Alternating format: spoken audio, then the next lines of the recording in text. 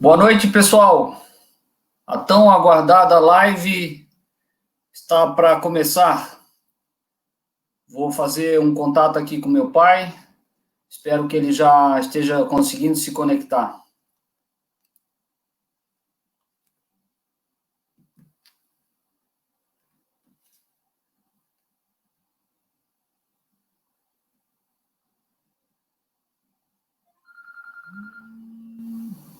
Oi, pai. Já tô ao vivo. Clica no link aí e dá sequência.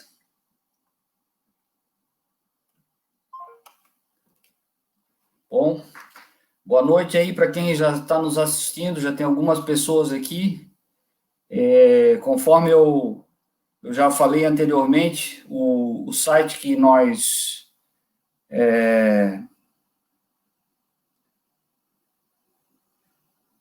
o meu pai aqui ele já está conectando a câmera dele e eu vou pedir para quem está nos assistindo para deixar comentário aqui para a gente poder saber quem são as pessoas que estão participando, porque isso aqui é um site que transmite as imagens para o Facebook, né?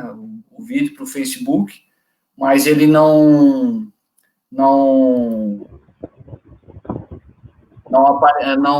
mostra as pessoas que estão comentando. Bom, eu já estou vendo o meu pai aqui na tela.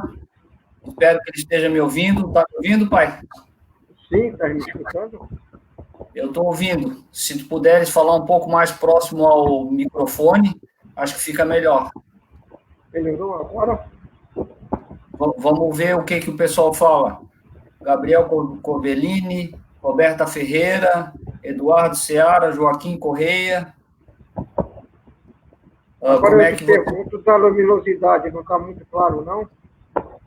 Está um pouco claro aí o teu rosto. Então vou fazer o seguinte, vou fazer isso aqui, peraí. Pronto. Pronto, tá bem, tá jóia. Tá bem legal. Bom, eu vou dar uma pergunta do Corbellini. Será que ele é filho do César Corbellini, que trabalhou comigo lá na casa? Não, acredito que não, pai.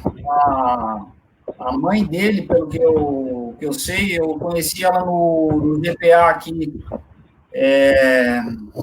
Então é Porto Alegre, Corbellini? Ele deve ser daqui. Estou vendo aqui a presença da Cláudia também. A mãe está no ar, Dona Regina Maria, o Saulo Costa, é o conhecido como Garibaldo. Lembra dele, pai? Sim. Bem altão, bem grandão, da época do Du. O Gabriel está dizendo que ele é filho do Vânios. Ok? Vamos terminar o dia do pai no dia de... Bom, enquanto aí as pessoas vão se conectando, aí já tem várias pessoas se conectando, é só para dar um panorama geral assim desse perfil que a gente criou, né, História de Queimador. Inicialmente eu queria aproveitar essa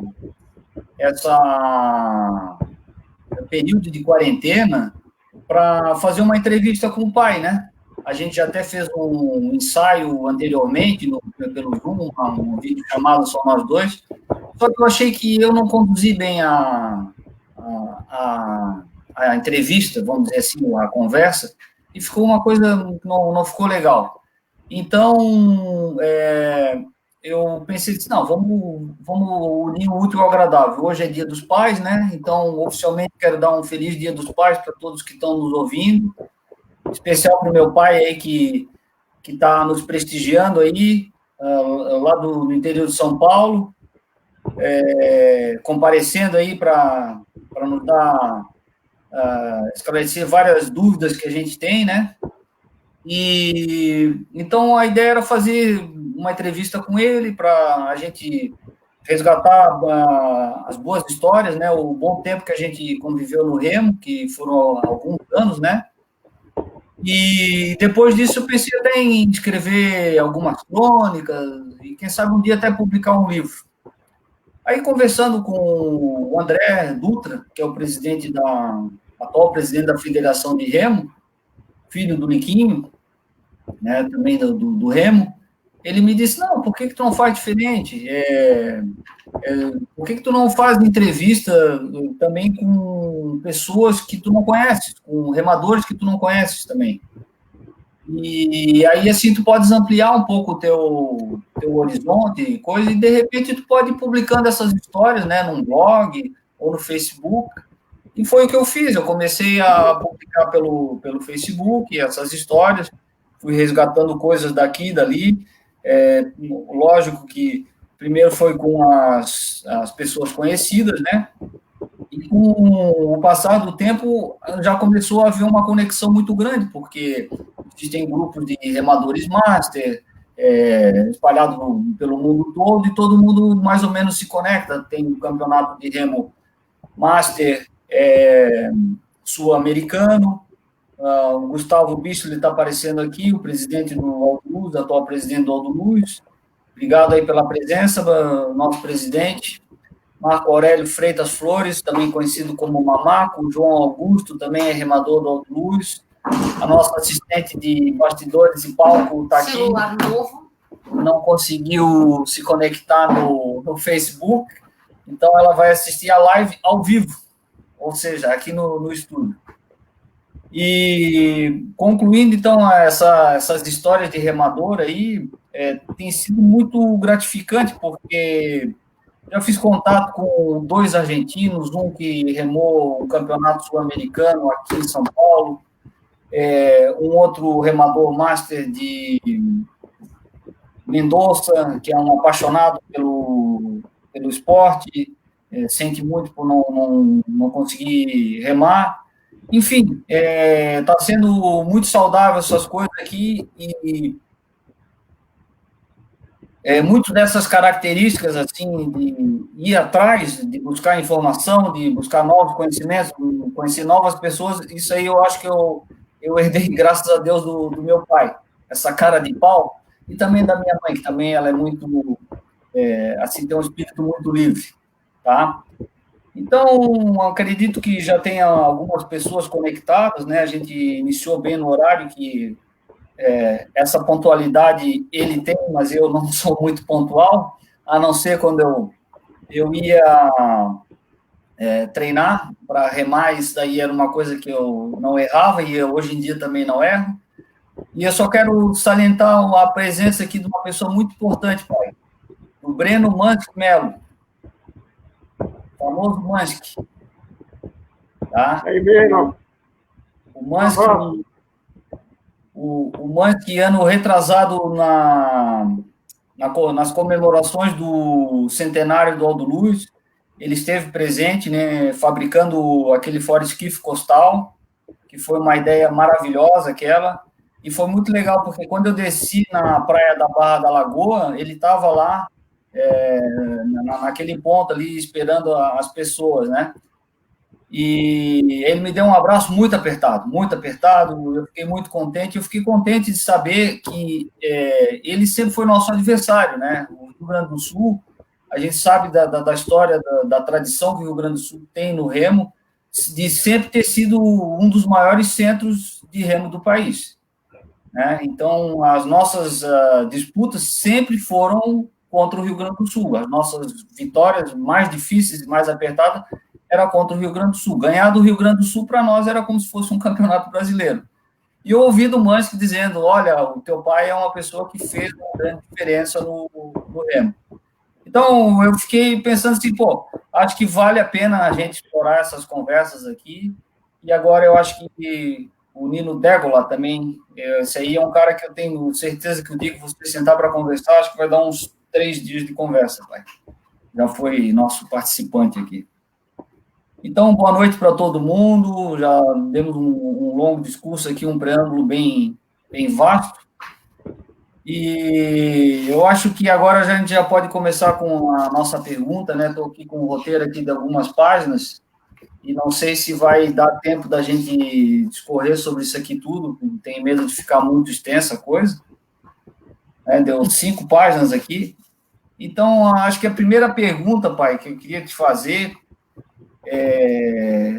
inclusive tem muitas coisas que eu vou perguntar para ti hoje, que são curiosidades minhas, que mesmo a gente tendo convivido durante 23 anos, quase 23 anos na mesma casa, né, até quando eu morei em Florianópolis, eu não tive tempo de te perguntar isso daí, tá? Então, a primeira pergunta que eu queria te fazer é se, por acaso, tu já fosse remador também, se tu já remasse alguma vez. Não.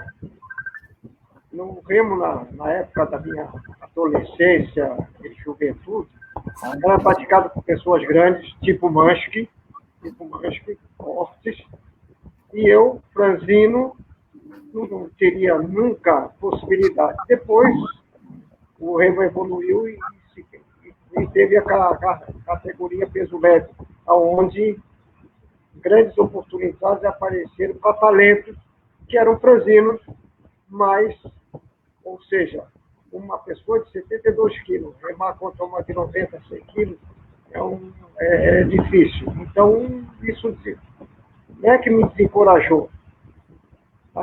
Fui realista. Esse é um esporte que eu vou ter que praticar em terra, não dentro d'água. E uma coisa que tu me lembraste muito bem, que eu achei assim uma sacada muito grande tua hoje, quando a gente estava conversando, que tu dissesse que a gente tem que falar do remo, não para nós remadores, ou nós que somos do remo, mas nós temos que falar do remo, como é que é? Falasse hoje. O problema nosso é que nós falamos para nós mesmos. Nós temos que falar para as pessoas de fora. Nós sabemos tudo que os problemas que nós temos e ficamos no âmbito interno do remo, lamentando, falando os avanços que tivemos, mas nós temos que pensar para falar para fora. Ou seja, eu vejo, quando você fala em conjunto, agora em moda, lembro do comercial do Bradesco, apareceu no Marca 8. É o único esporte onde todos fazem a mesma força, onde todos remam a mesma distância, onde todos têm que acompanhar todos. É um esporte de conjunto. É o único esporte de conjunto. Os outros, cada um é por si. Essa é a grande sabedoria do remo, que você tem que ter força, você tem que ter técnica, resistência, equilíbrio e habilidade. Ou seja, o barco andar, todos são iguais, ninguém é mais importante do que o outro. Evidente que na montagem da guarnição, você tem que aproveitar as características pessoais de cada um. Mas isso é um assunto para dentro d'água. Eu sempre tive cuidado de não participar. A minha obrigação como dirigente sempre foi em terra, dar condições, conseguir patrocínio, pasto, lancha, viagem de avião, bom ônibus, bom uniforme. Isso que é um dirigente, não ficar dando palpite dentro d'água, que cabe àqueles que se formaram, os talentos que se tem, que conhecem essas coisas. Se a pá entrou demais, se a pá entrou de dentro. Nunca falei nada a respeito. Tá joia, tá joia.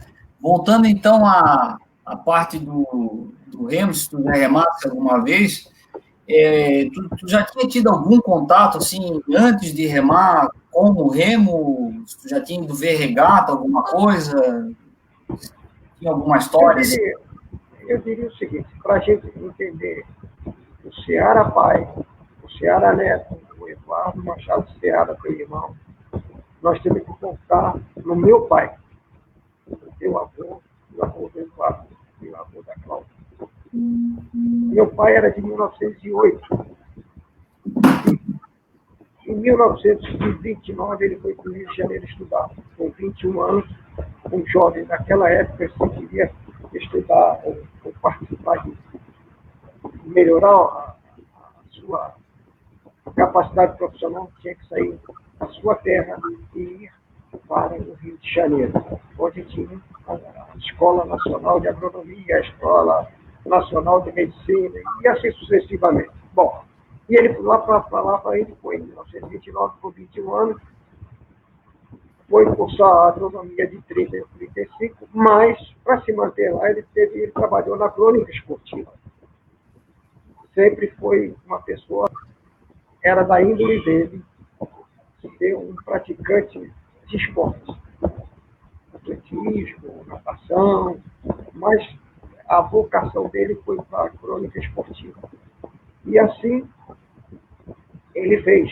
Só que tem o seguinte, ficou no Rio de Janeiro, de 1929 até 1938, voltou para Florianópolis, se casou. Eu nasci em 42, em 1945 ele me pegou e a minha mãe e voltamos para o Rio de Janeiro. Em 1945, então fomos para o Rio de Janeiro. A primeira memorizando, o primeiro fato, tem uma foto minha, em 1951, na Lagoa Rodrigues de Freitas.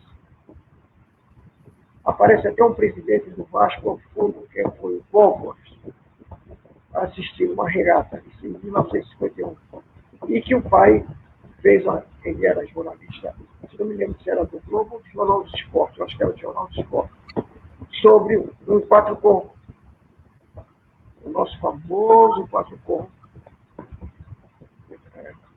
retificando, um quatro-corpo que tinha na voga o Hamilton Cordeiro, eu não sei o restante da composição, não sei se o timoneiro era o seu Adolfo, o pai do Hamilton, ou se era o Proa, que estava remando.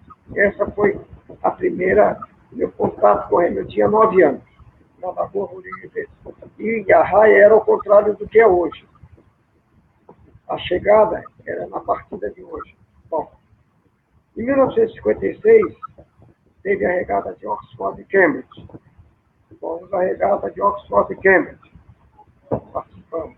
Bom, aí, em 1958, meu pai já tinha um problema cardíaco e achou que com a inauguração de Brasília, o Rio de Janeiro iria esvaziar. E, infelizmente, esvaziou. E nós voltamos para Florianópolis. Então, em Florianópolis, o que aconteceu? Acompanhávamos a regata, levamos o Ceará Neto, já era um pouquinho maior, o Eduardo ainda era um pouco pequeno, e fomos acompanhando, culminando com 1969, eu trabalhava na Comasa, com o Edinho, com Edson Tino Pereira, pai do Tuco, pai do Alex, bom. E ele me levou, me convenceu para ser secretário do Clube de Regatas Aldo Luz, fundado por meu tio, o meu avô materno, o presidente do Aldo Luz. E lá fomos nós, e quem tinha na presidência lá do Aldo Luz era o doutor Francisco Roberto da Linha, médico do Rio Gaúcho, que fez um excelente trabalho em Brusque e acabou sendo vice-governador do estado de Santa Catarina, mas depois ele foi cassado. Mas foi a minha chegada ao Aldo Luz. E muito me honra, tem um marco com o nome do meu tio, o filho Pereira Neto, que era cunhado do meu pai, e aí voltamos a participar. O Ceará Neto ficou um pouquinho maior, e a gente ia às regatas. Diga. Vê se tu consegue aproximar um pouco o teu microfone esse do fone. Melhorou? Melhorou? É que o pessoal está dizendo que o som não está muito bom, pai. Vê se melhorou agora. Para mim é que tá mais ou menos aqui. Deixa eu ver aqui, pera só um instantinho. vocês puderem responder se o som do Ceará Neto tá bom. São dois netos, né? Sempre falo, o Neto e o pai, né? Ou o Neto e o Júnior. O do Neto tá bom? Se puderem responder aí para a gente ter um feedback.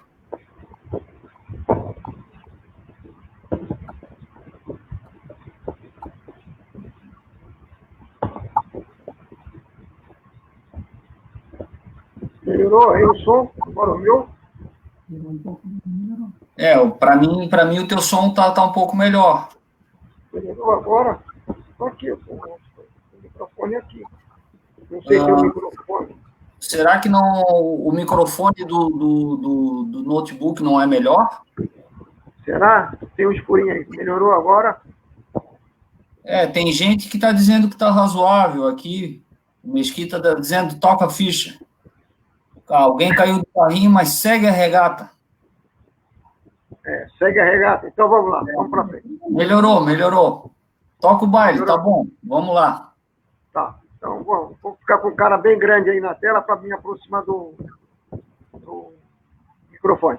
Bom, e assim chegamos no Aldo Luz, com relações de família intensas com o clube, e fomos acompanhando o grande problema que aconteceu do aterro aí, o aterro da Bahia Sul, distanciando o mar das pessoas. E nós ficamos perdidos. Mais méritos do Edson Altino Pereira, o Edinho, que criou uma carretinha para levar os barcos. E foi uma época muito difícil para o nosso remo. E como é que eu cheguei de novo no Luiz dessa forma? Foi quando o Ceará Neto, que tem melhor memória do que eu, foi remar no Aldo Luz. Naquela época, se não me engano, o Gordon já estava no Aldo Luz, não estava certo? Né? Quando? Quando tu fosse remar, o Gordon já não estava no Aldo Luz? Sim, em 80 eu estava Quando eu comecei em 1980, o Gordon Hamilton estava treinando lá. Era um convênio, se não me engano, com a Universidade de Virgínia e a Universidade Federal, não era uma coisa assim? Eu acho que sim. E uma professora de inglês também que dava aula no FISC, deu aula para mim, a Cláudia, ela era do mesmo programa, a Patricia. Bom, e aí, em 1900, com a chegada, o presidente do clube era o Marco Aurélio Boabide, que achou que eu deveria ser o sucessor dele. E assim aconteceu. Eu só queria fazer um parênteses, assim, para a gente não perder a nossa cronologia, né? Assim, algumas coisas também que aconteceu comigo, né? Um dos objetivos é fazer um retrospecto, né, das coisas que estão acontecendo comigo, já com 54, quase 55 anos. Por que toda essa coisa com o remo, assim, é tão importante para mim? Até hoje eu não entendo direito.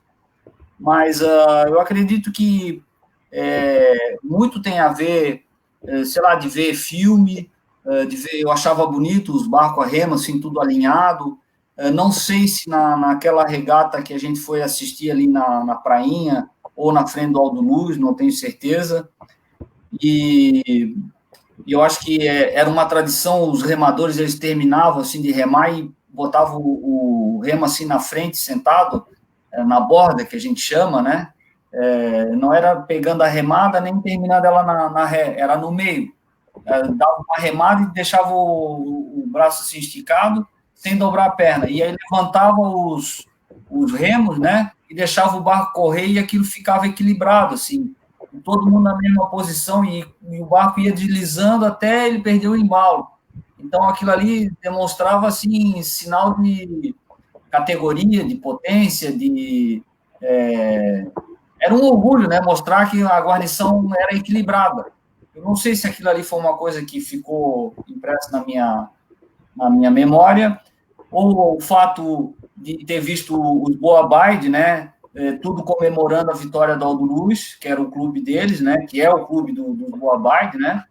e para mim é um capítulo também da história do Remo, gostaria muito de resgatar essa história deles aí, aproveitar os nossos amigos aí, o Antônio, o Calil, o Marco Aurélio, também os irmãos Boabardi, e isso aí foi um fato. E uma outra coisa também que eu lembro muito, que eu acho que isso aí é importante da gente falar, foi quando a Ponte Colombo Salles foi inaugurada, que a gente chamava de Ponte Nova, porque tem a Ponte Hercílio Luz, que é a Ponte Pênsil, o cartão postal de Florianópolis. A gente saiu caminhando pela passarela do lado sul, e veio vindo um duble do Martinelli, que estava bem remado naquela época, não sei, né? Mas estava bem sincronizado. E eu me lembro que tu falasse, esse barco, para mim, é o barco mais bonito que tem. Porque era um duble, né? Os remos bem sincronizados, e tu tinhas uma câmera, uma Olympus, Trip 35, daquelas que tinha que botar filme, e tu usava muito o slide. Tu não tirava fotografia, tu gostava de tirar slide. Esse slide que eu estou falando, ele existe ainda, está lá na casa da mãe. Uma próxima vez que eu for lá, quando acabar essa pandemia maluca aí, eu quero resgatar esse slide e botar, trazer. Eu duvido que a gente vai descobrir quem é que está remando aquilo ali, porque a foto é tirada de cima num dia de 1975, num domingo, provavelmente, né? Ou um sábado, não sei bem ao certo. E ficou uma foto muito bonita, porque tem um reflexo da água. E eu acho que tu botasse aquele filtro cross-screen para dar aqueles efeitos, aquela cruzinha, né? Que fica toda na coisa. E tu dizes, aquilo ali é muito bonito. Provavelmente, isso daí acabou ficando impresso na minha cabeça. Então, por que eu estou dando toda essa volta? Assim, para mostrar como que é importante, né, os pais levarem os filhos para ver esporte. Para mim, foi o remo. Poderia ter sido basquete, poderia ter sido atletismo, natação, sei lá o quê. Então, como é importante a gente falar bem para as crianças, né? Não só do esporte, mas de coisas boas, de coisas importantes. E aí sim, aí quando eu comecei a remar lá no Aldo Luz, quem estava lá era o José Bonifácio de Azevedo. Eu falei para o Juval que o nome dele seria citado aqui, mais conhecido entre nós como Zé Coco, né? O Marcelo Roberto da Silva, meu amigo aí, do Varrinchuga, que foi um dos caras que me influenciou também aí para o Aldo Luz, sempre falava das histórias do seu Zé. Ele foi um cara, assim, de pouco estudo, de pouca formação, mas ele formou muitos remadores. Muita gente passou pela mão dele. Então, isso aí são coisas, assim, fatos que a gente tem que lembrar. E quando eu assisti uma palestra do Amir Klink, falando como ele quis aprender a remar, o treinador lá do Espéria, na verdade, do Espéria, que era o clube que ele remou, ele disse, tu quer remar? Então vai correr 12 quilômetros. Quando eu cheguei lá, o seu Zé disse assim, vai correr 2 vezes na ponte, vai e volta, na passarela. Eu disse, mas eu vim aqui para remar, não vim para correr. Eu não vou aguentar isso aí. Aí ele disse, não aguenta correr 2 vezes a ponte, não vai aguentar remar. Aí eu fiquei empurrado, sentado ali na beirada do clube, assim, e aí depois chegou o Marco Aurélio. Aí me olhou assim com aquela cara, o que foi? Eu disse, eu vim aqui para remar, o cara me manda correr. Aí o Marco Aurélio, não, se ele te mandou correr, tu tens que correr, ele é o treinador. Aí eu disse, então tá, vou, né? Aí fui e corri. Então, dali foi uma parte muito boa. E aí, mais para frente, um pouquinho ali depois, ali de 80, quando eu estava já remando e tal, eu me lembro que teve uma passagem também que foi muito importante para mim. Eu já contei isso para os meus filhos e... daqui a pouco eu retomo. Vamos seguir o baile, então, pai. Ok, vamos lá. Bom, aí fomos ser presidente do Aldo Luz. Aí, na ocasião, o Joel Cardoso foi trabalhar conosco, como técnico, e eu perguntei para ele o que ele precisava. Ele disse, eu precisava de uma sala de musculação e peso. Aí eu fui atrás. A sala de musculação, aqueles espaldares, todo foi seu Flores que fez. Disse que como é que queria. Tinha uma prancha para fazer remada Remada baixa. Remada baixa. E fui atrás também dos pesos, para que, ou seja, não é só dentro d'água que o esporte é praticado, é fora d'água também. A parte da preparação, correr, o esporte aeróbico, tudo isso.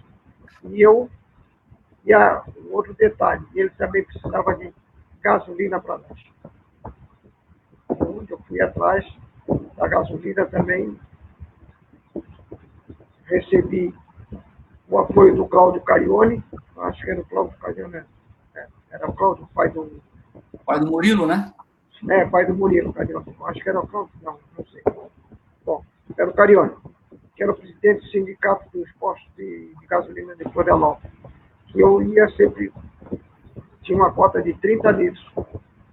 Toda semana nós íamos buscar no posto A, no posto B, C, no posto D, buscar 30 litros de gasolina. Para aquela história. A função do dirigente é dar apoio à parte técnica, não se imiscuir na parte técnica. Eu sempre volto a insistir nesse ponto. Mesmo tendo 2 filhos, aí o Eduardo se apoia, exemplo, foi ser timoneiro, mesmo tendo Gera Neto, o Eduardo, eu nunca tomei partido dizendo para colocar A, ou colocar B, ou colocar C. Nunca. O técnico sempre foi superando para escalar, substituir. Isso eu tenho comigo, felizmente eu tenho comigo e guardo esse cuidado de respeitar as responsabilidades e atribuições de cada um. Vamos lá, Neto. Tu tens aí o... Bom, então, vou tentar de novo falar, mas resumindo foi o seguinte, os amigos do Barrinchuga aí, o Marcelo aí, o Odicim Cardoso fez aniversário, ele morava na subida do Morro da Cruz, ali onde são as televisões em Florianópolis, para quem não conhece e tal. E, resumindo, eu tomei 2 doses de uísque com Guaraná, o suficiente para me desestabilizar fisicamente. Eu vomitei, passei mal, cheguei em casa, não sei como, enfim. E no outro dia eu não fui remar, isso era um sábado à noite e um domingo. Aí no domingo nós fomos um churrasco na casa da tia Nancy, a Bruna, prima da mãe, e aí tu lá me fizesse uma pergunta, né? Tu dissesse assim, eu sei como é bom fazer festa, porque eu já fui jovem, já fui bonito, bem, eu sei como é muito bom. E aí tu me perguntava, tu vais ter que escolher. Fazer festa é bom. Ou tu remas, ou tu fazes festa. As 2 coisas juntas tu não vai conseguir fazer. Então tu não me dissesse nada, não me falasse nada, tu não dissesse qual era o caminho que eu tinha que seguir, mas tu me fizesse pensar. E temos a resposta. Vamos em frente, então, né? Vamos aí dentro da nossa cola aí que nós preparamos aí. Bom, o ano de 80, então, acho que foi muito interessante, porque para mim também foi quando eu conheci o Hugo, né? Também era conhecido como Conradinho, e aí a gente se combinou para treinar no domingo, porque a gente não tinha muita parceria, o clube estava, o José já estava meio que saindo, não era mais assim, ele era mais carpinteiro do que treinador do clube, e aí nós viramos para 81, né, que aí 81 tu já falaste, né, tu começasse como diretor de regatas, e aí depois assumisse a presidência em 82, né. E aí tem uma passagem que o Mesquita lembrou aí, que eu achei bem interessante, que eu já nem me lembrava, do campeonato estadual sênior, né? Já falasse que o Joel pediu peso, que tinha que ter uma sala de musculação, gasolina e tal. E aí, quando teve a regata, tinha muitas dobras, né? O pessoal do 4 com dobrava no 2 com, acho que o Joel dobrou com o Liquinho no 2 com, do Duble dobrava no forro, o Steve, enfim, aquelas coisas que acho que tinha 1 hora, né? E aí, como tinha muita gente para dobrar, tu pensasse numa sacada que o Mesquita lembrou. Tinha que arrumar um equipamento para o pessoal respirar ali. O que era? Dá uma palha para nós aí disso aí. Não, era oxigênio. Não sei onde é, eu acho que eu conheci alguém da White Martins e levaram para lá um botijão de oxigênio para o pessoal se recuperar. E banana também. O cacho de banana, problema da cãibra. Mas essa história do oxigênio, assim, veio da onde isso? Não foi o Joel que pediu. Como é todo mundo cansado, remando a segunda prova cansado, nada melhor do que oxigênio.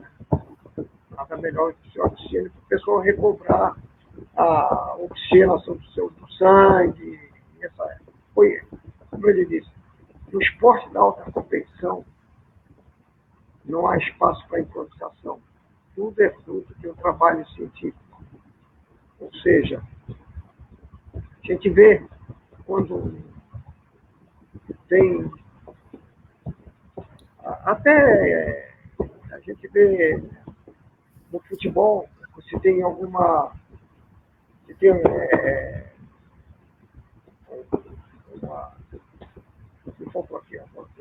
Se tem uma extensão, né? Tem uma extensão, ou seja, vocês que usaram o oxigênio, o Mesquita deve ter usado, ele pode dizer alguma coisa, se foi bom para ele ou não foi. Ele está lembrando. Eu não usei o oxigênio, mas o Mesquita usou, ele, quem sabe, ele diz assim, não, foi bacana seu metálico e tal. Seu metálico. É. Eles estão dizendo aqui bombinha. Foi por causa dessa bombinha para ele, que o Liquinho gostava de falar muito. Tá. Mas surtiu efeito e o Volta Luiz foi campeão. Foi. Esse fato foi uma coisa assim que eu achei uma empreitada muito bacana, porque naquela época o Riachuelo, o Clube Náutico Riachuelo, mais antigo de Santa Catarina, era um clube muito forte. Eles tinham remadores muito bons. O falecido professor Hamilton Viggers já não era assim mais aquele atleta que remava 2 com o irmão dele, acho que com o Álvaro, que tentaram disputar Pan-Americano, tudo, quer dizer, eliminatórias e coisa, mas eles tinham um 4 com muito forte com o Pedrão, né, o Pedro Schmidt. E fora ele tinha o Teixeirinha, o Aquino, o Pantera, o Frank, e mais um monte de gente forte lá. Eles tinham praticamente todas as guarnições, eles tinham guarnições montadas, né? Só que o Joel se empenhou muito, né?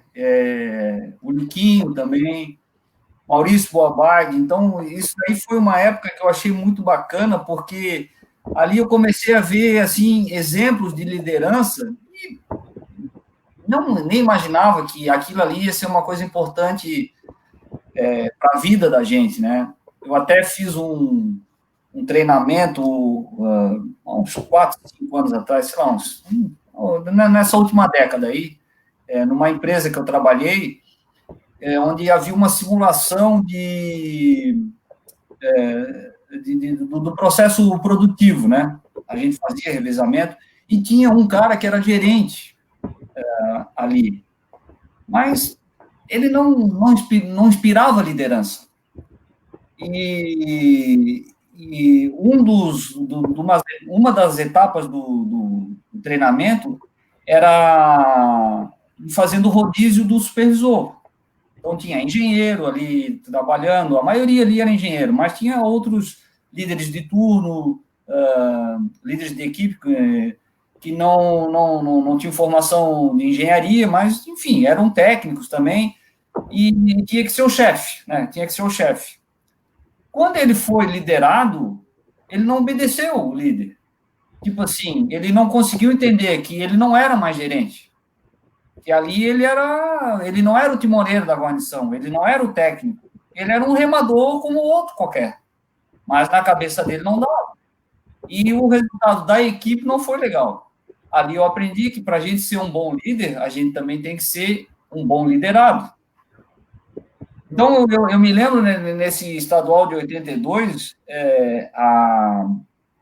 haviam outros líderes também, o Conrado, o irmão do Hugo, eu não me lembro se ele remou nessa regata, eu até acho que ele remou, que eram pessoas assim que tinham uma capacidade de discernimento muito grande, de contestação, de entendimento, de persuasão, de conseguir aglutinar o pessoal. Então, foi um trabalho de equipe muito grande, foi um treinamento muito forte, muito sério.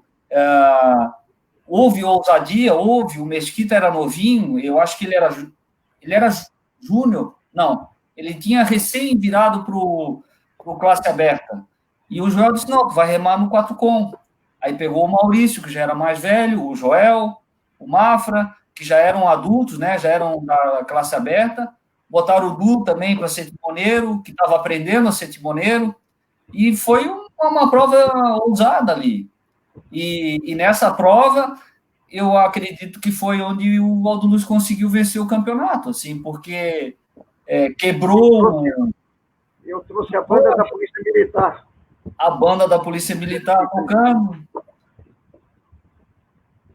Agora, tu falasse o nome do Liquinho, se tinha algum filho do Liquinho que estiver participando, assistindo, me lembro do Liquinho e do seu Eugênio, o avô deles, o pai do Liquinho, naquela prova de esquife que o Liquinho disputou com o belga. Com o belga. Edgar Gide. Dizem isso. Foi uma prova transferida para outro dia e teve que ser feita lá no balneário. Estava marolado ainda também. Estava marolado. Agora eu faço uma pergunta. Se o Liquinho estiver aí por perto, se ele ainda tem aquele gol que ele remou. Eu tenho aí. É um gol. Um gol, me lembro também, o Liquinho bem jovem, né? Bem jovem, com aquele gol. Não sei se ele ainda tem, se ele guardou aquele gol. Mas a próxima vez que eu encontrar o Liquinho, faço questão de ele estar com aquele gol. Bom, vamos para frente, já nós temos 40 minutos aqui já.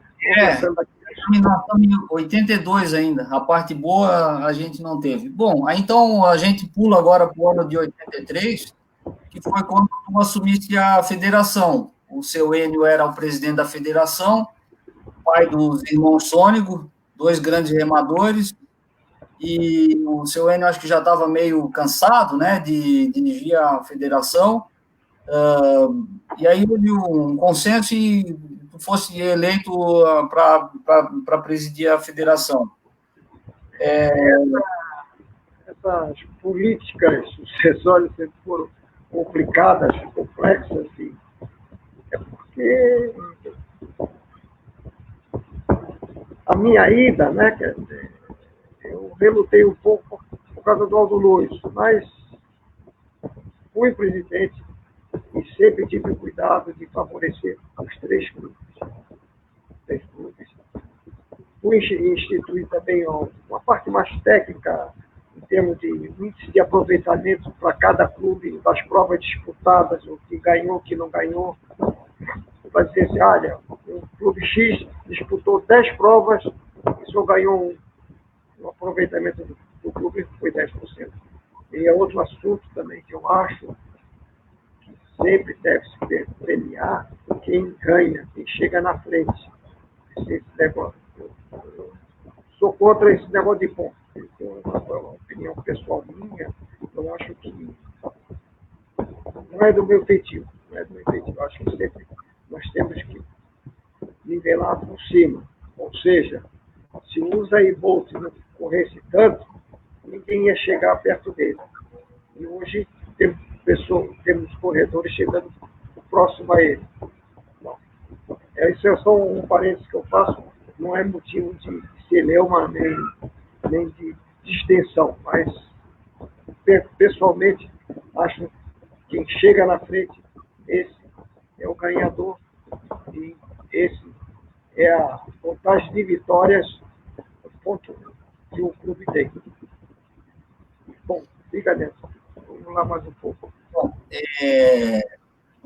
todo mundo sabe aqui que eu não sou jornalista, eu sou engenheiro, gosto muito do remo, e estamos fazendo essas lives aqui totalmente improvisadas, eu já paguei muitos micos aqui, eu peço para o pessoal participar, para mandar comentários e coisa, eles estão aparecendo aqui do lado, eu citei vários nomes aqui, mas depois eu dei uma repassada e eu vi que eu pulei muitos nomes, um dos nomes que faço questão de citar, que é o Naco, o Antônio Farias Filho, que tem me enviado alguns materiais ali que a gente tem publicado com histórias do Riachuelo.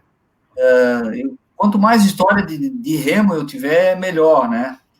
Então, eu peço desculpas se eu não citei o nome de alguém aqui, porque tem gente que acho que está assistindo e não fez comentário, eu não tenho como ver agora. E eu fiquei bem grato agora para que a dona Lesi está assistindo, grande guerreira. Ela guardou a touca, o gorro do Liguinho. Ainda tenho esse gorro.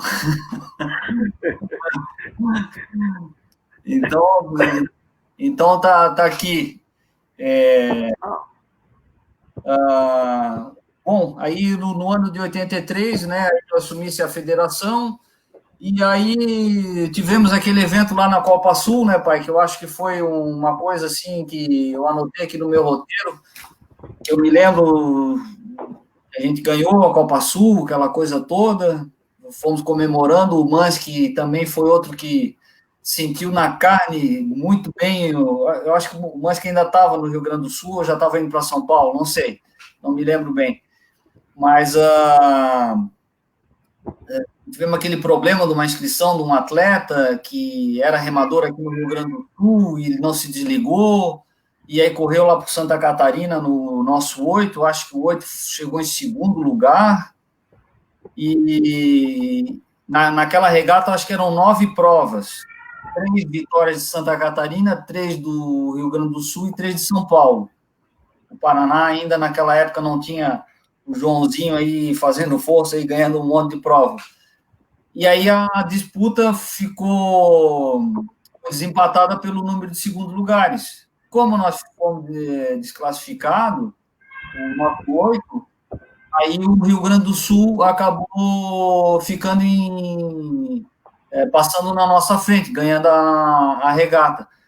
Só que São Paulo entrou com uma impugnação também contra um remador do Rio Grande do Sul.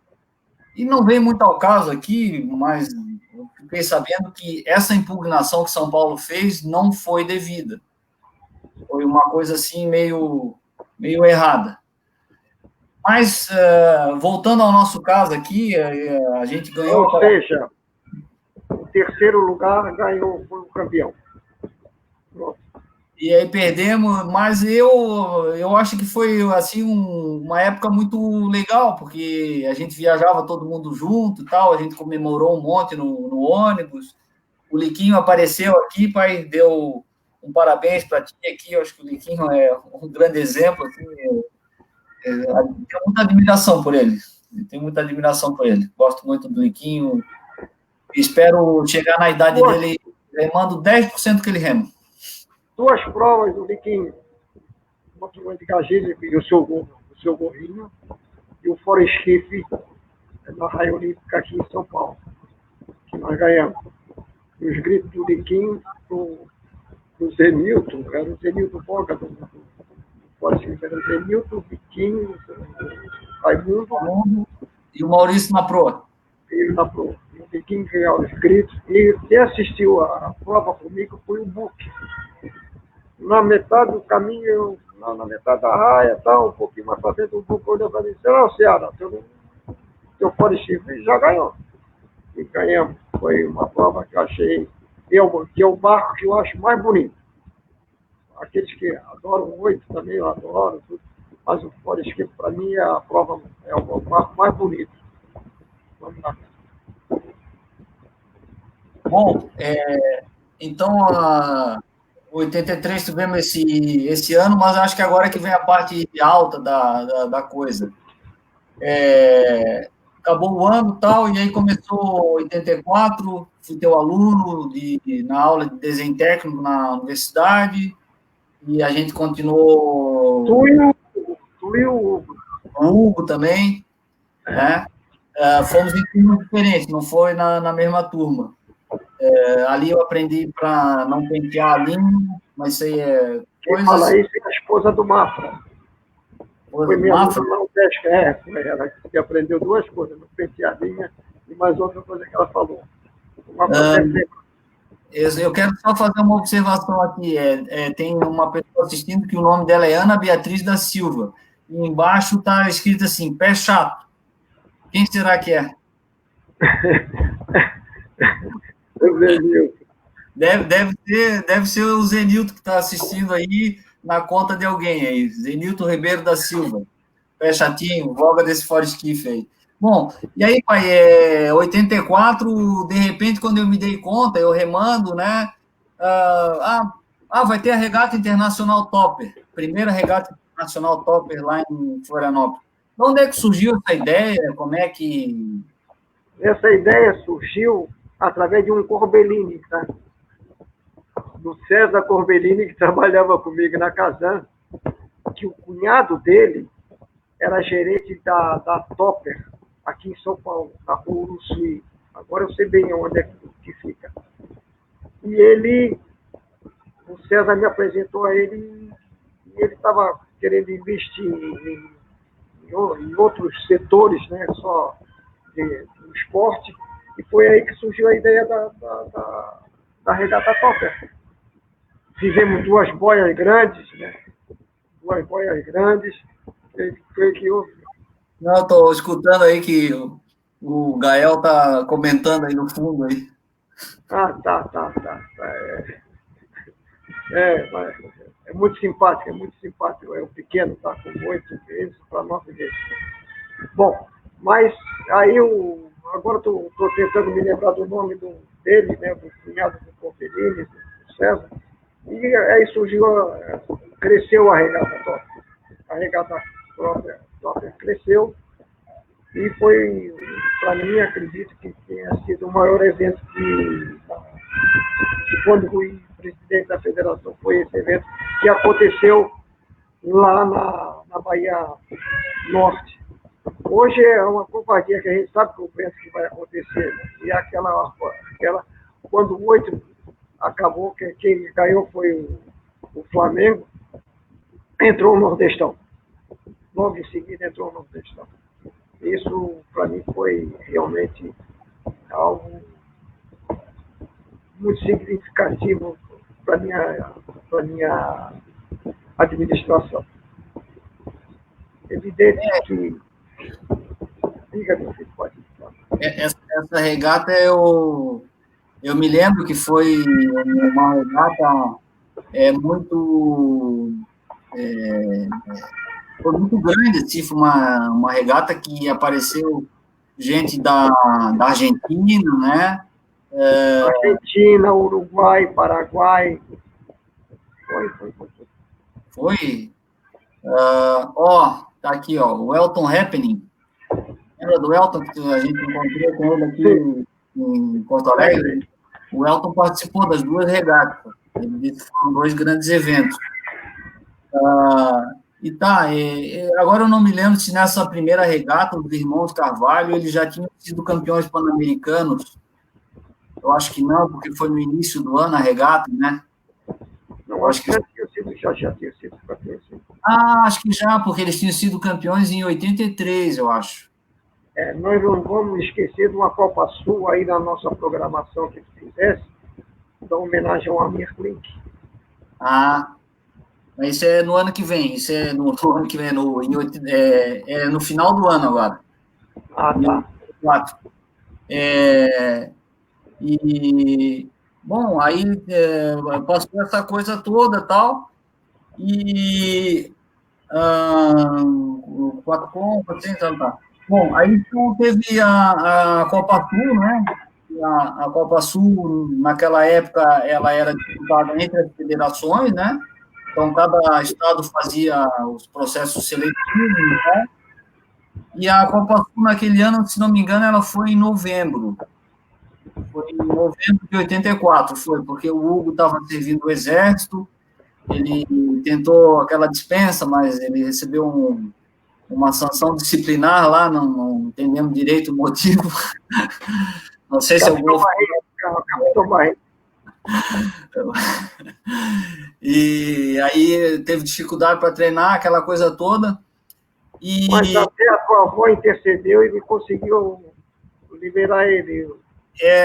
E eu até nem me lembrava, eu recebi uma foto esses tempos, que naquela guarnição o Hugo remou na solta proa, ele não remou na voga, porque como ele não estava treinando muito, o Mafra assumiu a voga. Mas nós remamos bem, a gente já tinha uma boa base daquele 400, porque o Hugo estava servindo o exército, né? Então a gente seguiu treinando 400 com outro cara, mas que não remava tão bem quanto o Hugo. E aí veio essa pergunta, né? O Amir Klink cruzou o Oceano Atlântico remando, eu acho que ele chegou em setembro, se não me engano. E aí tu tivesse essa ideia de convidar o Amir para prestigiar a regata e para ser prestigiado. Como é que foi essa história? Não, o negócio é o seguinte. O Amir foi para o remo, assim, foi mais terapêutico, porque ele teve um tendão do braço, da mão, seccionado numa janela, de guilhotina, que o vidro quebrou e seccionou o tendão dele. Bom, o que ele fez? O Amir, todos nós sabemos que ele é um extremamente detalhista. Ele remava, mas ele ia remar na lagoa, porque na raia olímpica ele tinha que remar muitos quilômetros e quilômetros e quilômetros, era muito enfadonho, e voltar. Ele apresentou isso para o doutor Renato, e um dia eu fui chegar lá na casa do doutor Renato, que era o presidente da confederação, e ele me mostrou o projeto do Amir. Foi um projeto, o Amir pensou em tudo. Só que depois, quando ele acabou lá em Florianópolis, eu perguntei se ele tinha esquecido alguma coisa. Ele se esqueceu, que levou o travesseiro dele. Foi um detalhe que faltou a ele, né? Mas eu conheci o Amir através do Dr. Renato. Do projeto dele, o Renato Borges da Fonseca. Renato Marcelo Borges da Fonseca. Que era presidente da Confederação Brasileira de Remo, né? Exatamente. Que sempre me apoiou. Depois assim, do fato daí da Bélgica, mas isso não vamos antecipar. Isso é um pouquinho mais para frente. Então, foi onde eu conheci o Amir. E ainda, há pouco tempo, ainda tive com ele aqui em São Paulo, quando ele entrou em contato contigo. Certo. Bom, aí o ano de 84 terminou e tal, e aí vem 85, que é quando acontece, então, a segunda edição da Regata Internacional Topper, que já foi uma regata, acredito que muito mais prestigiada, eu acho que teve muito mais participação, teve, inclusive, o Demid teve aí, não foi? Porque... aliás, não, mas aí desculpa, eu pulei. A regata internacional teve. Mas antes da regata, teve o evento do técnico alemão, o Johannes Wuyans. Como é que te deu esse estalo, assim, da onde que tu captasse, quem é que sugeriu, como é que foi essa coisa? Porque quando eu olhei, tinha um alemão lá treinando a gente lá. Dentro das meus devaneios, né? E na época a Alemanha Oriental era o top do remo mundial. E eu entrei em contato com a embaixada da Alemanha Oriental em Brasília. Era o Bernd, não lembro ainda não, era o Bernd. E aí fomos trabalhando isso. Aí eu contei com o apoio do Artemir Werner, que era o secretário de Cultura, e em cima disso tudo, na época quem era governador era o Espiridião Amin, que também tem um bom forte. para que nós trouxéssemos o Bujas. E assim foi feito. O Bujas veio dentro desse meu devaneio. Eu achei que deveríamos dar um passo à frente, assimilar técnicas novas. Ou seja, deu uma revista da UPACAV, Aprendendo a Remar com os Alemães. A chamada da matéria é muito grande, Aprendendo a Remar com os Alemães, que instituiu uma série de provas em terra para selecionar os remadores. Isso se lembra bem. Remada baixa, agachamento, e correr tanto, eu não me lembro qual era a distância, correr, e tinha mais, né? Quer dizer, instituiu um critério fora d'água. Com fruto dessa vinda do Bujas e depois do Cracau, nós ganhamos da Alemanha Ocidental um remergômetro. Não era um conceito, era um remergômetro que está instalado lá na Universidade Federal de Santa Catarina, que eu achei por bem não botar nem no Riachuelo, nem no Martinelli, nem no... Ou seja, eu botei lá na prática desportiva da universidade. E aí eu acredito que ele ainda esteja lá, não sei. Diga-me.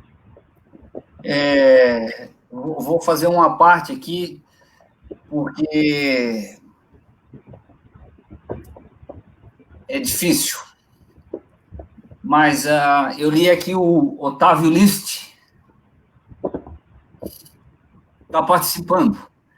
E sempre que eu me lembro da voz do pai dele narrando as regatas, não tem como. É muito difícil.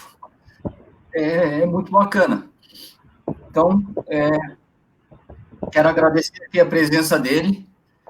Eu vou falar só para te ajudar. Eu acredito que o Otávio não saiba dessa característica, né? Eu conheci o List em 1900, no Jebs, era o Jebs lá em Brasília, era o Jebs, né? Bom, foi lá, eu cheguei, e aí fui eu e o Eduardo pequeno, e aí fomos para lá e eu conheci o List. Aí eu perguntei se ele tinha chegado de avião, ele disse, não, eu estou aposentado, eu tenho que conhecer o Brasil por terra, eu vou de onde ele ia. Todas as regatas que ele ia, não era uma questão de economia. Ele disse, para que acelerar a minha chegada? Eu saio antes e vou me divertindo com o trajeto. É uma característica do List, bom amigo. Essas histórias têm sido muito bom, porque eu fiz contato com a filha dele, eu não me lembro como é que é o nome dela, mas é irmã do Otávio, e ela me contou uma história do List, né, já que a gente está falando de histórias de remador aqui, como falando dos dirigentes, né, de quem tocava as coisas, sobre o estádio náutico aqui de Porto Alegre, né, que estava bem abandonado e estava querendo até tirar a Remosul dali, e a atual presidente, a Ana Valesca, brigou com os dentes ali. Não sei se o Púrpura ainda está ouvindo aí, o Fralda, como diz o Mesquita. E ele brigava pelo estádio náutico, foi um dos idealizadores, né, que aqui teve. E ele sempre foi muito organizado, né, a Flávia, filha do Luiz. E ele sempre foi muito organizado, né, de origem germânica, né, tudo bem reto, coisa e tal. E ele chegava cedo para organizar a regata. Aí então teve um evento lá, e ele estava lá varrendo, né, limpando aquilo que não estava do jeito dele. E chegou uma pessoa para assistir, talvez convidado, que não conhecia o List, né, que ele era, na verdade, não era o narrador, ele era o chefe de cerimonial, né, era ele que comandava a sequência da regata, né? As provas aconteciam e tal. E aí ele estava varrendo lá o negócio, e aí o cara chegou, depois deixa eu dar uma chegadinha ali no banheiro, que a coisa não está muito limpa ali, tá? Aí o Ulisses, que era muito espirituoso, não, pode deixar, nós vamos deixar contenta a coisa ali. E seguiu varrendo aquilo ali, e aí começou a chegar gente, tal, e a regata, daqui a pouco começou, e o Ulisses foi lá e assumiu a chefia de cerimonial, né? Quando o cara viu que o Ulisses, na verdade, era o chefe de tudo, assim, o cara ficou com uma cara assim, meu Deus do céu, olha, eu pedindo pro cara limpar o banheiro lá. Mas ele aceitou de boa, né? Então, são essas peculiaridades, assim, que interessante da gente ver. O Neto, eu ia propor o seguinte, aqui no sábado que vem, no domingo que vem, a gente continuasse, que nós já estamos a 1 hora aqui, o pessoal domingo vai querer ver sua televisão e tal. Não que eu estou achando espetacular. Só que eu queria aqui compartilhar a tela. Eu tenho uma que eu queria falar sobre a vida, um pouco. Acho que para nós não falarmos sobre nós mesmos, só falar sobre a vida.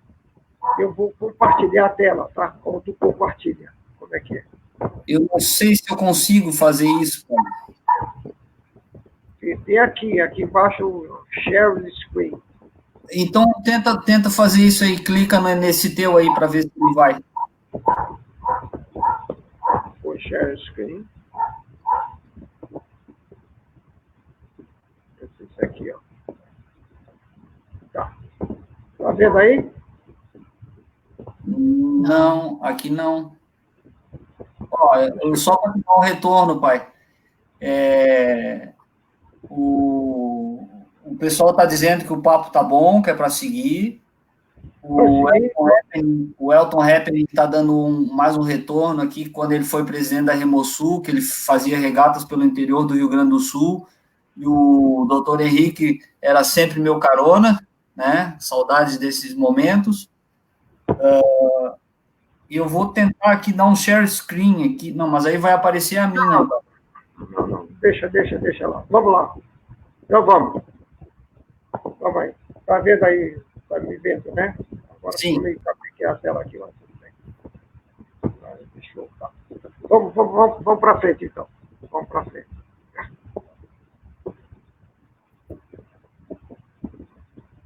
Pronto. Tá vendo, me vendo aí, então, meu filho? Estou te vendo? Tá, então tá. Vamos lá. Por que ele vai e volta aqui? Não sei. Não, é porque... Não, eu achei que dava para mudar aqui a configuração aqui. Não, vamos lá, vamos para frente. Aí eu falo, porque eu tenho para falar, eu falo, depois eu pego aqui. Vamos para frente, meu filho? Vamos, pode tocar. Olha, que ano nós estamos? Em 85? Estamos em 85, isso. 85. Foi, eu me precipitei, falei da segunda regata internacional, mas tinha que ter falado do alemão antes, né? Bom, Isso. em 85, se não me engano, foi o campeonato mundial em Rasenwinkel, não foi? Foi Rasenwinkel, isso. Foi. Que eu fui o chefe da delegação. O técnico foi o Buque e o Zé Carvalho, que treinava os dois dos filhos, do Ronaldo e do Ricardo. Foi conosco também a Marisa, acho que era a Marisa Lisboa, que era aí do Rio Grande do Sul, já no remo feminino, que era médica, estava se formando em medicina, não sei onde é que era a Marisa. Tinha um 2 gols, que era o Ângelo, era o Reco, o Ângelo. E o timoneiro era o Gauchinho, Milton Lourenço. Era Milton Lourenço, exatamente. Lá teve 2 fatos muito interessantes. Primeiro foi a dor de dente do Gauchinho, que o Zé Carvalho, como dentista, nós fomos num dentista belga, ele não estava meio apanhando, aí o Zé Carvalho pediu licença e tratou na cadeira do dentista belga o Gauchinho. Arrancou um dente do Gauchinho, não tinha outro jeito. Arrancou um dente e acabou a dor de dente. E também teve outro detalhe, que foi a cirurgia de apendicite do Walter Heine, do Reco, que foi operado lá meio às pressas. Ele teve que ficar, e eu tive que ficar no hospital com ele, uns 2 dias. Mas correu tudo bem, depois voltou-se para o Rio de Janeiro. Esse foi o fato interessante que aconteceu. Não me lembro se tinha mais outro barco que foi. Não sei se tinha algum barco. Nessa época, se não me engano, o Ronaldo e o Ricardo remavam pelo Vasco. De acordo ali com o Zé Carvalho. Acho que foi isso. Tá? Esse foi um fato de 85. E o campeonato, realmente, a competição é de altíssimo nível. Né? As chegadas sempre estão, principalmente do Forest e do 8, é questão de décimo de segundo a diferença de um barco para outro. Ou seja, o altíssimo nível que acontece. Né? Vamos para frente. Teve uma passagem aqui que eu acabei pulando, eu saí, queimei a saída aqui. Como é que, no ano de 83, quando tu assumiste a presidência da federação, conseguiste para televisionar as regatas? Não, eu fiz um contato com o Roberto Alves, e o Roberto sempre deu mão forte para nós. Deu mão forte, aceitou o desafio também, e nós sempre combinamos, ele ia atrás do patrocínio, também que tinha o fato é que era muito cedo, né? Às 4, 5 horas da manhã a gente já estava, qual era a minha grande função? Aonde será Bahia Norte e Bahia Sul? E aí, quem era o meu preposto lá na torre de comando do aeroporto de Lúcio era o Walter. Quem? O Walter. O Riquinho deve lembrar o nome dele. O Walter, não se lembra se ele era do Martinelli ou do Riachuelo. Não me lembro. O Riquinho deve lembrar dele, o Walter.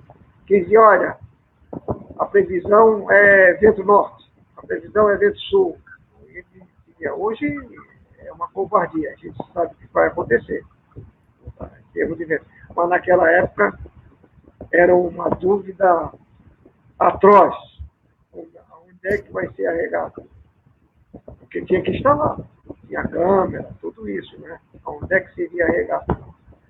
Felizmente, todas elas deram certo, né? Todas elas deram certo. Os comentários abalizados eram do Enio Sônico, muitas vezes movido pela emoção, mas ele conseguia disfarçar bem a emoção. O espírito estava envolvido. O Enio, muito extremamente passional, uma pessoa íntegra, uma pessoa maravilhosa, o Enio, que já nos deixou há algum tempo atrás. Mas essa era a grande dúvida. Onde será a regata? Bahia Norte ou Bahia Sul? Bom, já que a gente ainda está no ano de 85, né, aí a gente falou da regata top, e depois voltamos para os alemães.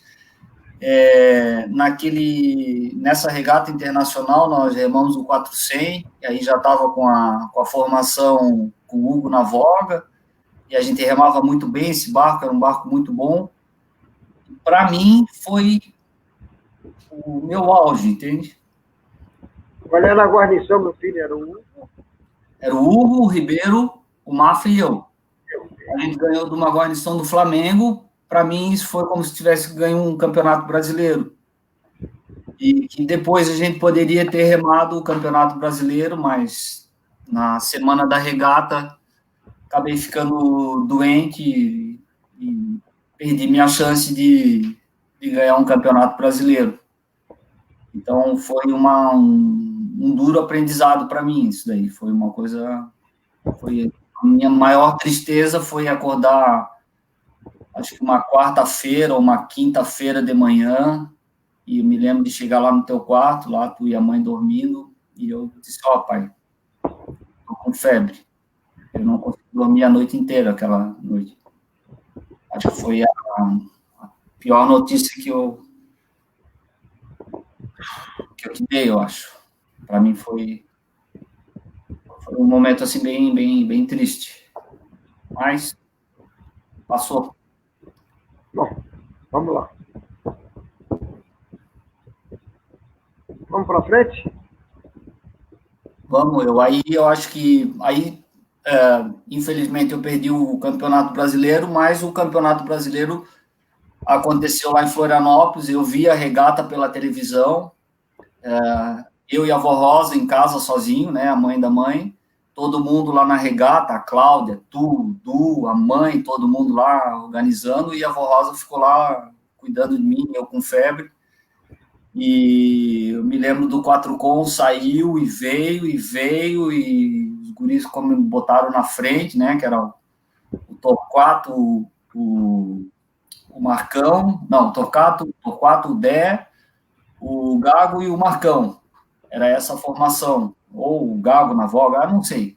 Mas eu sei que eles vieram e eu comecei a ver aquele negócio, eles ganhando, eu comecei a pular em cima da cama, lá, estava na cama de vocês lá, porque tinha uma televisão no quarto, e a avó Rosa assistindo comigo lá, e aí o Toninho, né, o Antônio Vilela, grande Toninho, remou no meu lugar, e o 400 tirou o segundo lugar, né, então sempre fica aquela dúvida, né, se eu tivesse remado, será que a gente teria ganho, né, talvez, mas no outro ano me parece que aquela mesma guarnição do Espírito Santo foi campeã brasileira de novo, né? Eles ganharam 2 anos seguidos. Eles eram uma guarnição muito boa.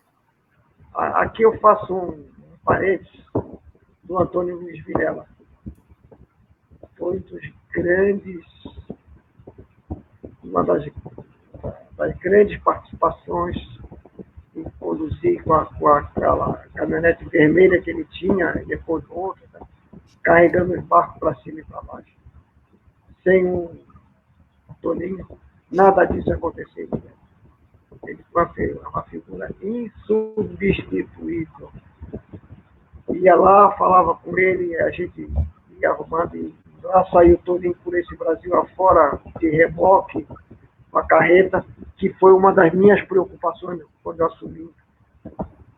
Reformei ela todinha, a federação reformou todinha a carreta, para ter aquela história. Carreta boa, barco bom, remo bom, uniforme bom, passagem de avião ou de ônibus bom.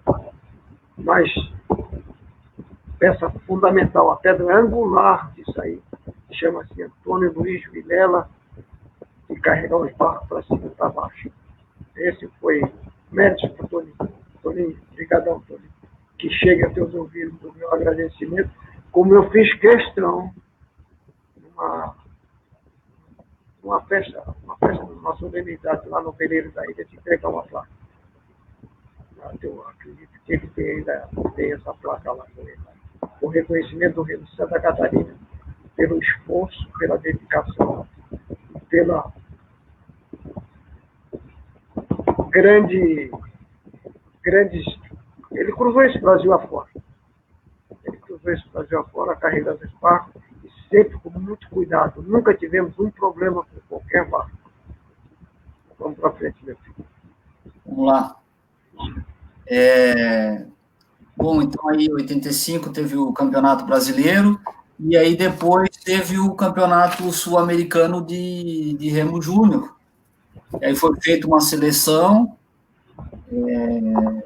o Marcelo Sônico entrou no barco, e aí como é que foi? Eles... Foi uma operação política difícil. Que ali tinha os 3 clubes de Florianópolis. Ali estavam representados os 3 clubes de Florianópolis. E convencer os dirigentes dos clubes que isso daria certo sempre foi complicado. Tinha um remador do Martinelli, tinha 2 do Alto Luz e um do Riachuelo. Foi muito difícil convencer eles, mas no final fomos campeões sul-americanos. Me lembro do pai do Del, os gritos lá no Logan, lá em Porto Alegre, os gritos lá no estádio náutico, lá ali no Guaíba. foi uma cena fantástica. O Norberto Maratuí, o espírito, e vibrando com a vitória do carro. Digamos assim. Vamos lá. Foi uma guarnição que remou, né? O Dé estava mandando uns áudios esses dias aí, dizendo que foi inclusive o tio Norberto lá, que largou o 4 com, que era a primeira prova, e a etapa foi aqui em Porto Alegre, né? E aí deu aquele silêncio, assim, e ele nervoso pra caramba, o tio Norberto, né? Muito nervoso. Nervoso e gago. E gago. E aí ele chegou pro governador, que era o Jair Soares na época. Governador Jair Soares, isto aqui não é Santa Catarina, isto aqui é Brasil, vamos torcer. Aí o Jair Soares ficou olhando assim com os olhos arregalados, né? O tio Norberto era muito grande e forte pra caramba.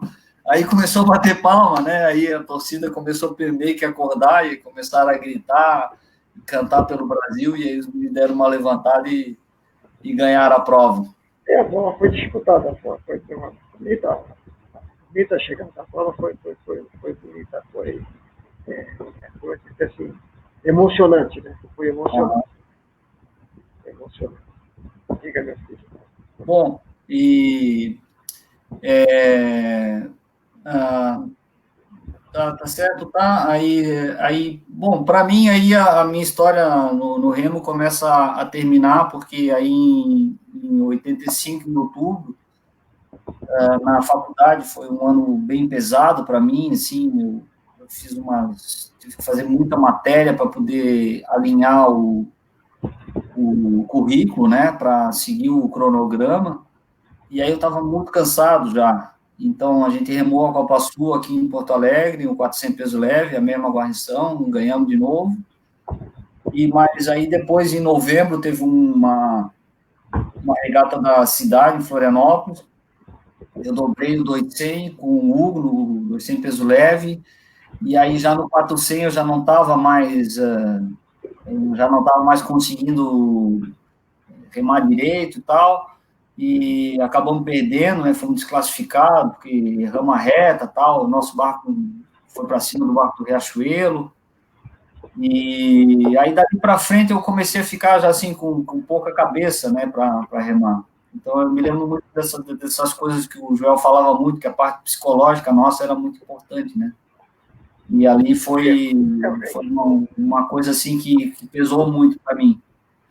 E aí depois veio 86, quando teve a chegada do Krakau, que foi o outro técnico alemão, que também era da Alemanha Oriental, né? Erwin Krakau, que ele começou o remo feminino na China. Depois ele voltou para a China. Foi a China de novo. Foi o despertar da China para o remo feminino. O Krakau. Ele foi lá para a China. E fez um bom trabalho. Fez um bom trabalho. E eu me lembro quando o Krakau chegou, ele fez uma seletiva um pouco diferente do Vujans. Ele fez uma seletiva em terra. Né? Ele pegou mais ou menos as guarnições que já estavam montadas lá dos pesos leves e tal, e Júnior fez um teste em terra e botou a turma para remar. O Krakau não. Ele mandou todo mundo remar esquife. Exatamente. Todo mundo para remar esquife. Aí eu já fiquei meio assim, pô, remar esquife, o que tem que ver? Eu remo 400, não remo esquife. E aí na cabeça dele era isso aí. O melhor esquife era o singlista, né? Se fosse um peso leve, mas como não tinha o esquife peso leve, era o duble, ele pegou os dois melhores, que foi o Hugo e o Eninho, desmontou o nosso 400 e compôs um outro 400, que aí eu acho que era o Gago, o Val, o Mafra, eu acho que se classificou também. E não me lembro se era o Teixeira, o outro. Não, acho que o Teixeirinha não. O duble do brasileiro era o Hugo e o Eninho, caiu com o pé nas costas, tranquilo, folga baixa, mas foi perfeito, foi perfeito. O Rio N. Foram perfeitos. Chegaram lá, na frente, barcos e barcos. Tá ok, meu filho? Vamos lá. Bom, e aí, nesse ano, aí eu comecei a fazer estágio, trabalhar e tal. Aí eu me lembro que eu disse, ó, pai, não tenho mais cabeça para treinar, não quero mais remar, e virei as costas para o remo, e para mim, assim, foi nem desligar um interruptor, entende? Parece assim que, de repente, de uma hora para outra, o remo tinha acabado para mim. E não sei se foi uma atitude egoísta minha, até hoje eu não entendo direito o que eu fiz, mas, assim, no fundo, pouco, né? Eu ainda continuei como segundo vice-presidente da confederação, que o Rodney me convidou. Depois fui primeiro vice da confederação da CBR, que foi na gestão do Rodney. Depois disso, fui nos anos 90 e tanto, fui morar no Rio de Janeiro.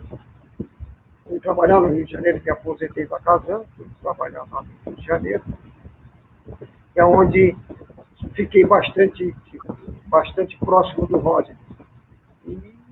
E até pouco tempo, quando eu vim aqui para São Paulo, em 2006, ainda tive com o Rodney, até passei o Natal junto com ele, lá em Cambuquira, que ele tinha uma casa lá em Cambuquira. Depois nós tínhamos um contato telefônico e depois o Rodney faleceu. Não, para mim, não podia ter dado um reconhecimento maior ao Rodney, mas cada um é cada um. Teve o Wilson Riberg, que sucedeu o Rodney, e aquelas políticas que só vêm são políticas deletérias no esporte. Nós somos poucos, continuamos falando para nós mesmos. E as brigas internas só enfraquecem. Só enfraquecem e não evoluímos. E hoje, nós não temos ninguém no campeonato mundial. Na Olimpíada, não temos. No campeonato mundial até podemos ir, mas na Olimpíada não temos. Enquanto outros países, aqui próximo da Argentina e o Chile, marcam presença nos campeonatos, nas Olimpíadas e no campeonato mundial. Isso é uma lástima. O que é que nós vamos fazer? Ou seja, quanto nós deveremos vai falar para o público externo, para um público externo. Espero que o Manche, com o constão dele, desperte nas pessoas, né? Desperte nas pessoas essa vontade de sair remando, de ganhar espaço nesse esporte que é tão bonito. Foi um esporte, um dos primeiros esportes, e a gente, voltando no tempo, vemos que grandes figuras remaram. E ainda muito pelo que a gente vê, perto de universidade sempre tem um barco sendo remado. Um detalhe, numa das idas aos Estados Unidos para visitar a Cláudia, eu jantei com Gordon Hamilton. Ele fez uma lagosta cozida, que é um prato característico lá de Boston. Ele obsequiou na casa dele no jantar. Foi a última vez que eu tive com o Gordon. E agora deve estar na Virgínia, alguma coisa assim. Diga, meu filho. Eu estou lendo aqui um comentário aqui que o Mesquita falou, eu te motivei a voltar a remar. Sim, Mesquita, tu me motivaste bastante, mas o que fez, o que me motivou mesmo foi um evento, né, do Aldo Luz, um dos eventos do Aldo Luz, no centenário, que foi a Volta à Ilha, do Marco Postal. Quando eu vi aquela ideia ali, eu olhei na hora assim, meu Deus, isso aí parece coisa do meu pai. Isso aí parece ser ideia do meu pai. E quando eu te contei assim, eu contei tão entusiasmado que eu tenho certeza que não... Eu tenho certeza que quando eu te contei, tu tu já estavas contratado também. E aí, e aí saiu a nominata, né, das pessoas que queriam participar remando. Quando eu vi aquilo ali em branco, eu disse, eu vou botar meu nome aqui. E botei. Quando eu botei ali meu nome, eu disse, putz, e agora? Como é que eu vou remar? Vou sem treinar? E aí, disse, não, vou ter que treinar. Aí entrei numa academia, e aí fui lá, um dia dei uma volta no barco e tal, suei pra caramba, quase botei os bofs para fora, e aí perguntava pro nojento, e aí, como é que ele tá? Acho que ele aguenta. E aí foi muito legal voltar para aquilo ali e participar daquele desafio do Volta à Ilha, eu achei sensacional, espero que esse remo costal tenha uma ascensão grande, confio muito nisso, eu imagino que vai ser demais esse negócio. Então, aquilo ali foi uma coisa que mexeu comigo, aquele desafio realmente foi uma coisa que me motivou a voltar a remar. E aí depois rever os amigos de longa data, Mesquita, o Nego, essa turma toda aí que a gente rema, que está aqui acompanhando, aí deu vontade de voltar. Aqui vai meu cumprimento aos planejadores e organizadores dessa Volta à Ilha, que achei sensacional. Todas as etapas, quem estava, onde é que era, o tempo que ia levar, meus cumprimentos. Foi realmente uma operação de uma ida a Marte. Foi muito legal. Em Marte as ondas eram menores. Em Marte as ondas eram menores. Bom, o André está dizendo que era coisa de malucos isso. Não, de médico e louco, todos nós temos um pouco. Mas quem pensa grande, faz grande. Quem pensa pequeno, faz menor ainda. Tenho isso em mente. Quem pensa grande, faz grande. Quem pensa pequeno, faz menor ainda. Bom, pai, diga-me. Eu acho que a gente já está há bastante tempo aqui, e aí eu queria passar para ti aí a palavra final aí. Tá, eu vou ler algo aqui comigo, tá? Não vou dividir a tela não, tá? Vou ler algo aqui. Vocês estão me escutando, né? Sim. Muitos dos meninos aí que eu vi tudo ainda em verde e tudo, né? Muitos vão perguntar com quantos anos eu estou. Eu vou dizer, eu estou com 78 anos. Eu posso dizer de outra forma. Eu vivi mais de 3/4 de um século. Vamos quantificar a vida em 100 anos. Eu estou 3/4 eu já vivi. E tenho 1/4 da vida para viver aí. Ou seja, tem muito mais passado do que futuro.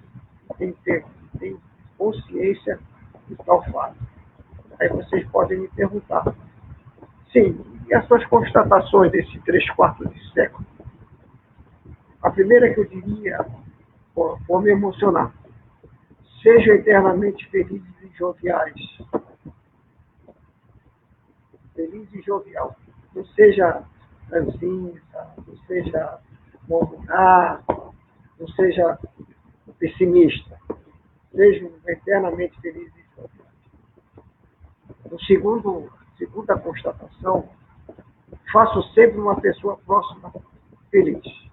Pode ser entregador, pode ser um gari, pode ser um morador de rua, mas faça uma pessoa próxima feliz. O terceiro que eu diria é viva a vida com a alegria que ela nos oferece. Viva a vida com a alegria que ela nos oferece. Não adianta ficar... Vamos para frente. Sempre haverá um amanhã, melhor do que ontem. Sempre haverá um amanhã. todo mundo fala que a gente tem que assimilar. Não dispense os ensinamentos que a vida te oferece. Não dispense. Isso eu aprendi, que há 12 anos eu luto contra um câncer. Não dispense os ensinamentos que a vida te oferece. Ou seja, a natureza é sábia. E sempre terá razão em seu desígnio. O que aconteceu comigo? Com o vizinho. Fique relutante. Outro, quer viver é muito bom. Mas viver a vida é melhor ainda. Aprenda a viver a vida. É melhor ainda. Eu sempre falo da jovialidade. A gente tem que ser jovial. Procure com determinação a fonte da juventude e o elixir da vida. E certamente encontrarão. Procure a fonte da juventude e o elixir da vida. Quem bebam disso aí, do elixir da vida, fique satisfeito, acorde bem-humorado, saia a caminhar. E outra, relativa ao Dia do Pai, a felicidade em ser pai e avô é indescritível. Mas tornar-se bisavô, uma conquista remota para muitos e uma agradável realidade para minha pessoa. Tenho 2 bisnetos.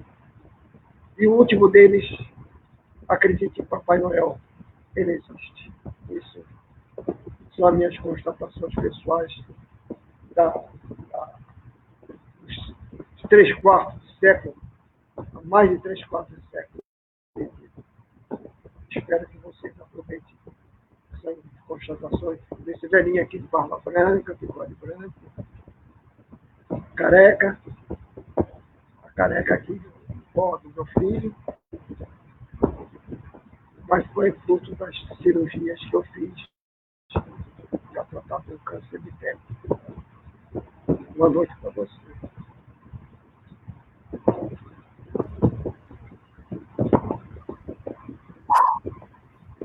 Bom, pessoal, por falta de condições técnico-emocionais, eu vou agradecer a... Eu já estou refeito. Alguém quer se manifestar alguma coisa? Alguma parte que tu estás moderando aí? Não sei se alguém... Bom, a Dica está escrevendo aqui uma dica, nossa assistente de bastidor e palco, para depois, se tu puder me passar o texto, me envia por e-mail, que aí eu publico no nosso site. E uma coisa que eu aprendi contigo, assim, eu sempre falo com meus filhos, né, que velho é quem não brinca, né? Então, espero que a gente continue brincando bastante aí e agradecer muito a tua disponibilidade, mais uma vez nos ensinando, já fosse professor na faculdade, continua sendo professor para muitas coisas. Agradecer principalmente a participação da galera aí, que mandou várias mensagens, que bom que vai ficar registrado isso aí, eu vou dar um jeito de enviar isso aí para ti. Diga alguma aí, escolha alguma aí, diga alguma aí. Tem aqui da tia Selma, tem do Naco, o Nino Tem Bergo. a curiosidade do velhinho, tá? É a curiosidade do velhinho, tá? Aqui o Ameba, lembra do Ameba, que não é remador, grande amigo, Cearão simples e muito forte, a lágrima é nossa também, Neto, ele também é neto. Tem alguém que falou do negócio da presidência da federação. A Sandra aqui também, eu conversei com ela essa semana, a gente começou a conversar, os dois começaram a chorar no telefone, e eu tinha convidado ela para fazer uma live comigo, e ela disse que não ia fazer, porque ela ia desatar a chorar, e eu sei disso, Sandra, é muito difícil, mas Liquinho falando aqui, grande sábio, parabéns, Seara, você é o cara, abraço no coração, meu amigo. A Carla, mãe do Miguel, emocionada, Seara pai. Muitas mensagens bacanas aqui, muito, muito, muito legal. Eu fiquei muito contente de estar aqui conversando. Um registro aqui que eu acho legal, que o André lembrou, foi no centenário do Aldo Luz, que o clube te deu uma placa de presente, né? Representando o presidente. Foi uma falha da minha parte. Me perdoe, André. Mas lembrei do gorro do teu pai. Enfim, mais engraçado. Enfim, tá muito bacana aqui. Conforme eu abri, eu achei muito interessante. Pessoas, adversários, né? Que eram nossos adversários do Aldo Luz, mas que era todo mundo do Remo, enaltecendo muito a tua pessoa pelo teu trabalho, e é isso que eu acho bacana. Essas histórias de remador que eu tenho tentado fazer, é isso aí, é divulgar essas coisas que as medalhas, os troféus não contam. São os bastidores, a relação nossa, dos amigos, enfim. Fica o canal aberto aí, pessoal, que vocês quiserem mandar, publicar, postar, tá aberto.